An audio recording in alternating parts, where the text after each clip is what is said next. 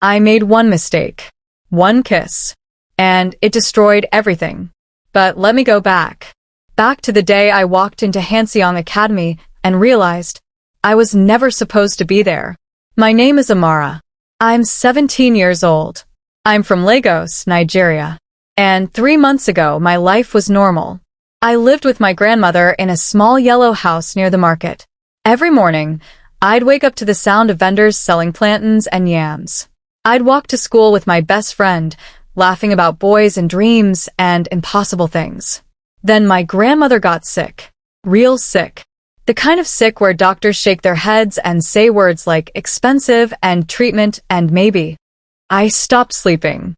I started working 3 jobs. I sold snacks after school. I braided hair on weekends. I did everything. But it wasn't enough. One night, I was crying in my room when my phone rang. Unknown number. A woman's voice. Cold. Professional. Is this Amara Okafor? Yes. Your father is Kim Jae-sung. He lives in Seoul, South Korea. He wants to meet you. I dropped the phone. My father. The man my grandmother refused to talk about. The man who left before I was born. The man I thought was dead. He wasn't dead. He was rich. Very rich. And he wanted me to come to Korea. He'd pay for everything. My grandmother's treatment. My education. Everything. There was only one condition. I had to attend Hanseong Academy, the most elite school in Seoul, where Korea's richest families send their children, where I didn't belong. But my grandmother was dying, so I said yes. First day, the culture shock. The plane landed in Seoul on a Tuesday. Everything was cold. Not just the weather. The people. The buildings. The way everyone looked at me. A driver picked me up. Black car. Leather seats. Silent. We drove for an hour. Past tall buildings and bright lights and streets, so clean they looked fake. Then we stopped. Hanseong Academy. It didn't look like a school. It looked like a palace. White stone. Gold gates. Gardens that went on forever. I stood at the entrance with one suitcase and shoes my grandmother bought me 3 years ago. The driver left without saying goodbye. I walked inside. The hallway was marble. Actual marble. My footsteps echoed like I was in a museum. Students walked past me. Designer clothes. Perfect hair. They spoke in Korean so fast I couldn't understand. They stared at me, not with curiosity, with something else. Something that made my skin burn. I found the main office. A woman with glasses looked me up and down. You're the scholarship student? I nodded. She didn't smile. Your uniform. Dorm key. Class schedule. Don't be late. That was it. No welcome. No help. No warmth. I was on my own. The dorm. Isolation. My room was small. White walls. Single bed. Desk by the window. It was clean. Empty. Lonely. I sat on the bed and looked at my phone. A message from my grandmother. I'm proud of you, my flower. Be strong. I wanted to cry, but I didn't. I unpacked my suitcase. 3 uniforms. Some books. A photo of me and my grandmother at the market, both of us laughing. I put it on the desk. Tomorrow school started. Tomorrow, everything changed. First class, the hierarchy. I walked into my first class 5 minutes early. The room went silent. 30 students. All Korean. All staring. I found a seat in the back. Kept my head down. The whispers started immediately. Who is she? Why is she here? Does she even speak Korean? I spoke Korean. My grandmother made sure I learned when I was young. But I wasn't fluent. Not like them. The teacher walked in. She glanced at me once, then ignored me completely. She started the lesson. Math. I understood maybe half. Then someone threw a paper ball at my head. Laughter. I didn't turn around. Lunch. The cafeteria. The cafeteria was worse. Long tables.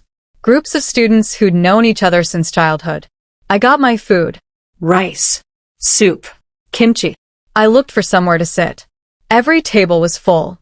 Actually, that's a lie. There were empty seats. Lots of them. But when I tried to sit down, Students would put their bags on the chairs. Sorry. Seats taken. After 5 attempts, I gave up. I ate lunch, standing by the window. Alone. That's when I saw him. He walked into the cafeteria like he owned it. And maybe he did. Tall. Sharp jawline. Dark hair falling over his eyes. Expensive watch. Smile that could melt ice. Everyone turned to look at him. The girls whispered. Giggled. Fixed their hair. The boys nodded. Moved aside. Made space. He sat at the center table. The table everyone wanted to sit at. His name was Min Jae. I learned that later. Min Jae Park. Son of Park Industries. Heir to billions. Most popular boy in school. And completely out of my universe. He laughed at something his friend said. Then his eyes swept the cafeteria. And stopped. On me. For exactly 3 seconds, Min Jae looked at me. I looked away fast. My heart was pounding. I told myself it meant nothing. He was probably just surprised to see someone new. Someone different. Someone who didn't fit. After school, the warning. I was walking back to my dorm when someone grabbed my arm. A girl. Pretty. Designer uniform. Cold eyes. You're the African girl. It wasn't a question. My name is Amara. She smiled. But it wasn't friendly. I'm Sujin. I run the student council. I also run this school. She let go of my arm. I'm going to give you some advice. Free advice. Stay invisible. Don't talk to the wrong people. Don't sit at the wrong tables. And definitely don't look at Min Jae. My stomach dropped. I saw you. In the cafeteria. Looking at him. I wasn't. Min Jae is mine. Everyone knows that. We've been together since middle school. We're going to get married someday. So, whatever fantasy you're having in your little head, stop. She stepped closer. You don't belong here. You know it. I know it. Everyone knows it. So, do yourself a favor. Stay out of the way. She walked away. I stood there, shaking. Not from fear. From anger. Week 1, survival mode. The first week was hell. Students ignored me in class. Teachers called on everyone except me. In the hallways, people would accidentally bump into me. Someone put glue on my chair. Someone else hid my textbooks. In gym class, no one would pick me for their team. I ate every lunch alone. I studied every night until my eyes burned. I called my grandmother twice a day just to hear her voice. Are you okay, my flower? I'm okay, Grandma. I was lying. But what else could I say? The library. First conversation. Friday afternoon. I was in the library. It was empty. Quiet. The only place I felt safe. I was reading a book. English literature. Something familiar. Then I heard footsteps. I looked up. Min Jae. He walked past my table. Stopped. Looked back. You're new. My throat went dry. Yes. Where are you from? Nigeria. He nodded slowly. Your Korean is good. Thank you. Silence. He was still looking at me. Not the way other students did. Not with judgment or curiosity. With something else. Something I couldn't name. What are you reading? I showed him the cover. Jane Eyre. English. Yes. Is it good? Very good. Another silence. Then Sujin's voice echoed from the hallway. Min Jae, where are you? He looked toward the door. Then back at me. I'll see you around. He left. I sat there for 10 minutes, heart racing. It was just a conversation. Nothing more. So, why did it feel like everything? Monday morning. Literature class. The teacher announced a partner project. Analyze a classic novel. Present in 2 weeks. I'll assign the pairs. My stomach dropped. Please not Sujin. Please not anyone who hates me. The teacher read names. Amara Okafor and Min Jae Park. The class went silent. I looked up. Min Jae was looking at me. Sujin stood up. Ms. Lee, I think there's been a mistake. Sit down, Sujin. The pairs are final. Sujin sat. But her eyes burned into me. I was dead. Officially dead. Min-jae suggested we meet at a cafe near school. I arrived 10 minutes early. Ordered tea I couldn't afford. He arrived exactly on time. We sat by the window. So, he said. Jane Eyre. I thought we could analyze the theme of belonging. Jane never fits anywhere. Not at the orphanage. Not at Thornfield. She's always searching. Min-jae looked at me for a long moment. That's good. Let's do it. We worked for an hour. He was smart. Really smart. But more than that, he listened. When I talked, he didn't interrupt. He didn't dismiss my ideas. He treated me like I mattered. It had been 3 weeks since anyone treated me like I mattered. We were packing up when he asked, "Why did you come here? To Hanseong? To Korea?" I could have lied, made up something simple, but I didn't. My grandmother is sick. Breast cancer. Stage 3. The treatment costs more money than I've ever seen in my life. My father, he offered to pay. But only if I came here. Your father? Kim Jae-sung. Min-jae's eyes widened slightly. The businessman? You know him. Everyone knows him. He's powerful. He's a stranger. Silence. Have you met him yet? No. He's traveling. Business. Always business. So you came to Korea. Left everything. For your grandmother. She raised me. She's all I have. Min-jae nodded slowly. That's brave. It's not brave. It's survival. He looked at me like he understood something. Something neither of us said out loud. We met 3 more times that week. The 4th time, Min-jae suggested somewhere different. There's a spot. On the roof of the east building. No one goes there. Isn't it locked? He smiled. We climbed 4 flights of stairs. The door was locked. Min-jae pulled out a key. How did you? I have my ways. The rooftop was beautiful. You could see the whole city. Buildings. Lights. Mountains in the distance. We sat on the edge. Legs dangling. I come here when I need to breathe, he said. Does it get hard? Being you? He laughed. But it was sad. Everyone thinks my life is perfect. Rich parents. Big house. Popularity. But it's all performance. Every smile. Every conversation. Every decision is watched. Judged. Expected. You're never alone. No. I'm always alone. I understood that. Being surrounded by people who don't see you. That's the loneliest feeling in the world. The shift. We started meeting on the roof every day after school. We'd talk about books. Dreams. Fears. He told me about the pressure from his family. How they'd planned his entire life before he was born. I told him about Lagos. The markets. The sounds. The feeling of home. We laughed. We were quiet. We just existed. And slowly something changed. The way he looked at me. The way my heart jumped when I saw him. The way silence between us felt comfortable. Safe. Like coming home. 3 weeks into the project, Min-jae mentioned his birthday. It's Saturday. My parents are throwing this huge party. Politicians. Business people. Cameras. I hate it. Why? Because it's not for me. It's for them. Another performance. What would you want? If you could choose? He thought about it. Something small. Real. With someone who actually knows me. He looked at me when he said it. My heart stopped. Friday afternoon. Min-jae handed me an envelope. What is this? Invitation. To the party. Min-jae, I can't. Please. I need at least one real person there. Soo-jin will kill me. Soo-jin doesn't own me. No matter what she thinks. I looked at the invitation. Gold letters. Fancy paper. I don't have anything to wear to something like this. He smiled. Just come. Please. How could I say no? Saturday night. The party was at Min-jae's house. Actually, house is the wrong word. Mansion. White columns. Fountain. Gardens.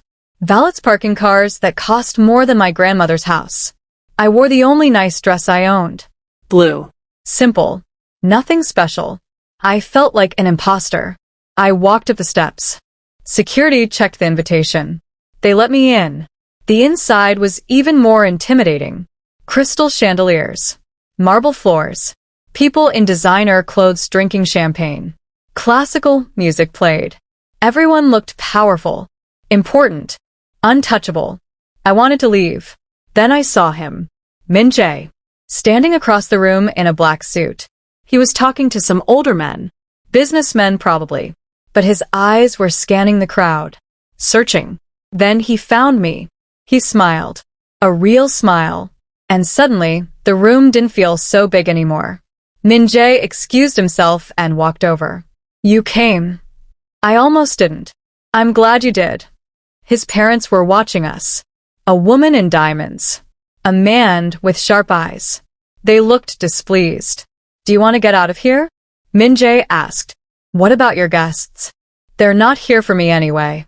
He took my hand. We walked through the mansion. Past guests. Past servers. Past Sujin, who was standing with her parents, her face turning red when she saw us. Min Jae led me outside. To the garden. It was quieter here. String lights hung between trees. Music drifted from inside. Better, he asked. Much better. We walked along the path. Thank you for coming. Really. Thank you for inviting me. He stopped walking. Turned to face me. Amara, these past few weeks, you're the only person who treats me like I'm real. Not Min Jae Park, heir to Park Industries. Just me. Because you are real. Everything else is just noise. He stepped closer. My breath caught. I need to tell you something. What? I think I'm falling for you. Time stopped. The world went silent. It was just us. In the garden. Under the lights. Min Jae. I know it's complicated. I know people will talk. I know Sujin will be furious. But I don't care anymore. I'm tired of pretending. He reached up. Touched my face. You make me feel alive. I should have said something. I should have been smart. But I wasn't. I leaned in. He leaned in. And we kissed. Soft. Gentle. Perfect. My first kiss. His too, I learned later. For one perfect moment. Nothing else mattered. Not the school. Not Sujin. Not the impossible gap between our worlds. Just us. Then I heard it. A camera click. We pulled apart. Turned around. Sujin stood there. Phone in hand. Smiling. But it wasn't a happy smile. It was victorious. Well, she said. This is interesting. My blood went cold. Sujin, Min Jae started. Don't. I have everything I need. She looked at me. I warned you. I told you to stay away. But you just couldn't help yourself, could you? She held up her phone. Everyone's going to see this. Everyone's going to know that the scholarship girl, the charity case, threw herself at Min Jae Park. That's not what happened, I said. Doesn't matter. That's what it will look like. Min Jae stepped forward. Delete it. No. Sujin, I'm warning you. Warn me all you want. You chose her over me. Over us. Over everything we've built. So now, everyone will know exactly what kind of girl she is. She walked away. Min Jae tried to follow. But I grabbed his arm. Let her go. Amara, I can fix this. Can you? Can you really fix this? He didn't answer. Because we both knew the truth. By Monday morning, my life at Hanseong Academy would be over. I didn't sleep Saturday night. I stared at the ceiling, replaying the kiss, the photo, Sujin's face. My phone buzzed. Min Jae, I'm so sorry. I'll fix this. I promise. Me. How? Min Jae, I don't know yet, but I will. I wanted to believe him, but I'd seen how these things worked. In schools like this, power was everything. And Sujin had it. I didn't. I woke up to 53 messages. Unknown numbers. Social media tags. DMs. My stomach dropped. I opened Instagram. There it was. The photo. Me and Min Jae kissing in the garden. Posted by an anonymous account. Caption. The scholarship girl and the heir. How desperate is she? How low will she go to climb this social ladder? 5,000 likes. 3,000 comments. All of them terrible. She's using him for money. Gold digger. She doesn't belong here. Go back to Africa. Worse things. Things I can't repeat. I felt sick. I didn't want to go to school. But I had to. Because hiding meant they won. I walked into Hanseong Academy at 7:45 a.m. Every head turned. Every conversation stopped. Whispers followed me like shadows. Students pulled out their phones. Took pictures. Some laughed. Some looked at me with disgust. One girl spit on the ground as I walked past. I kept my head up. Kept walking. But inside, I was breaking. I reached my locker. Someone had spray painted one word across it. Whore. I stood there, staring. A teacher walked by. She saw it. Kept walking. No one helped. No one defended me. I was alone. I made it to first period. The classroom went silent when I walked in. I sat in my usual seat. Sujin walked in 2 minutes later. She looked at me. Smiled. Sat down like nothing happened. The teacher started the lesson. Halfway through, Sujin raised her hand. Ms. Kim, I have a concern about academic integrity. The teacher looked up. What concern? Well, Min-jae and Amara have been working very closely on their project. Very closely.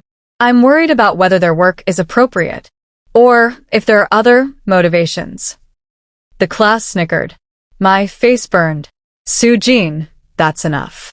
I'm just saying, maybe they should present separately, so we can see who actually did the work.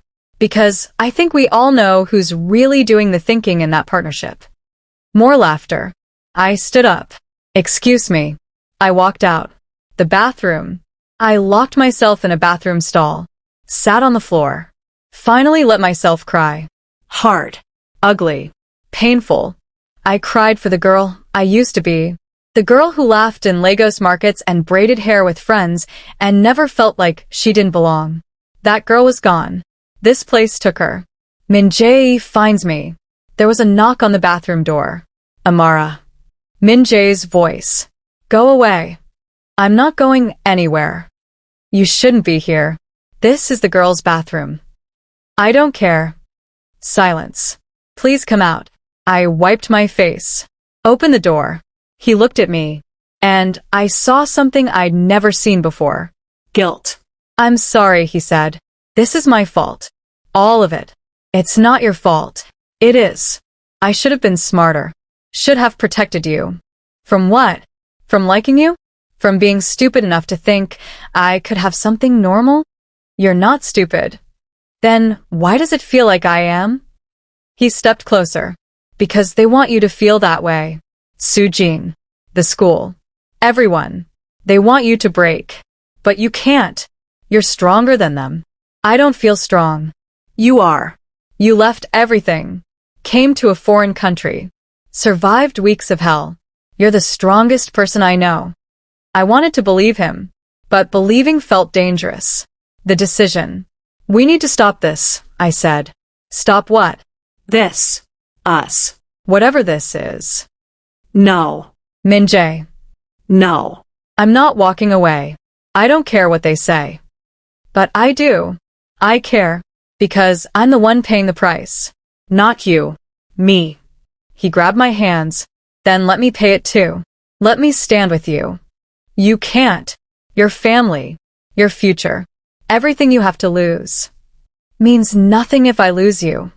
My heart broke. Because I wanted to say yes. I wanted to fight. But I was tired. So tired. The assembly.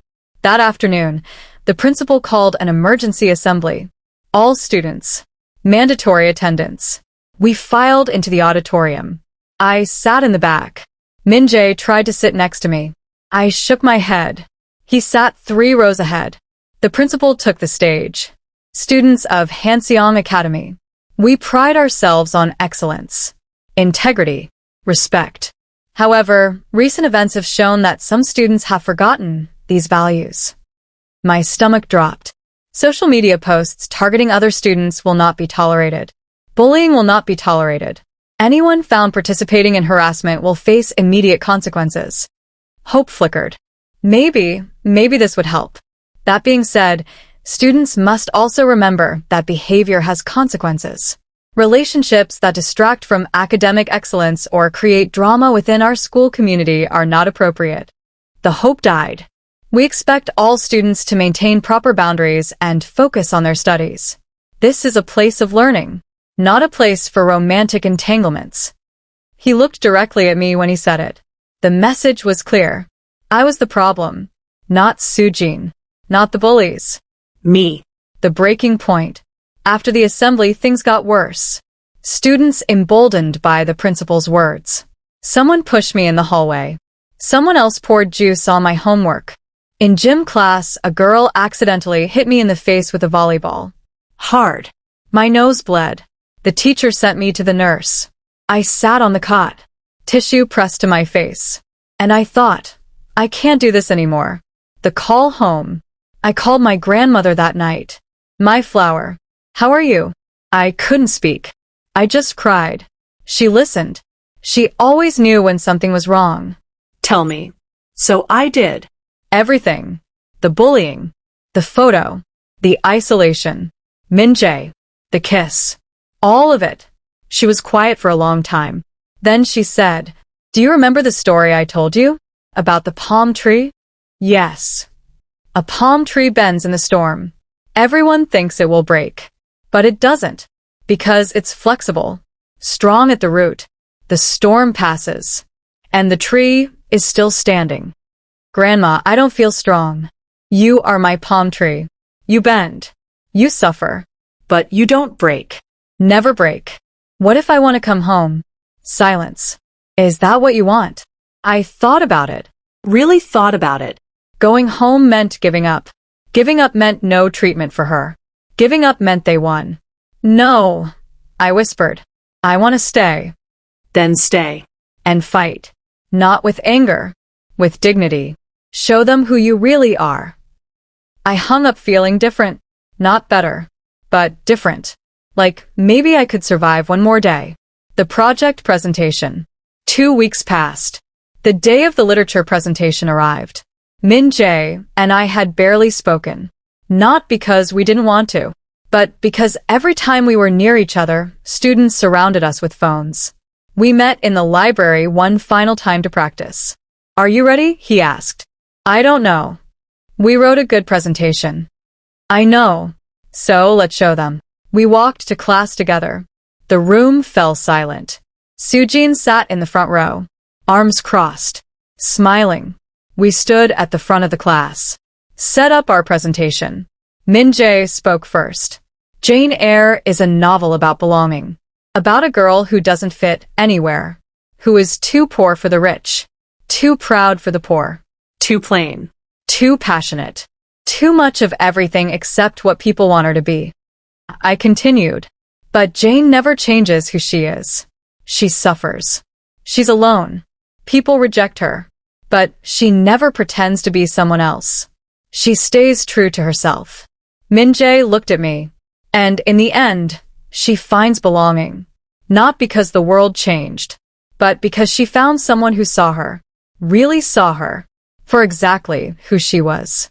The room was silent. We finished the presentation. The teacher nodded. Excellent work. A+. Sujin's face went red. It wasn't much. But it was something. Part 4. The twist. 2:15 to 2:45.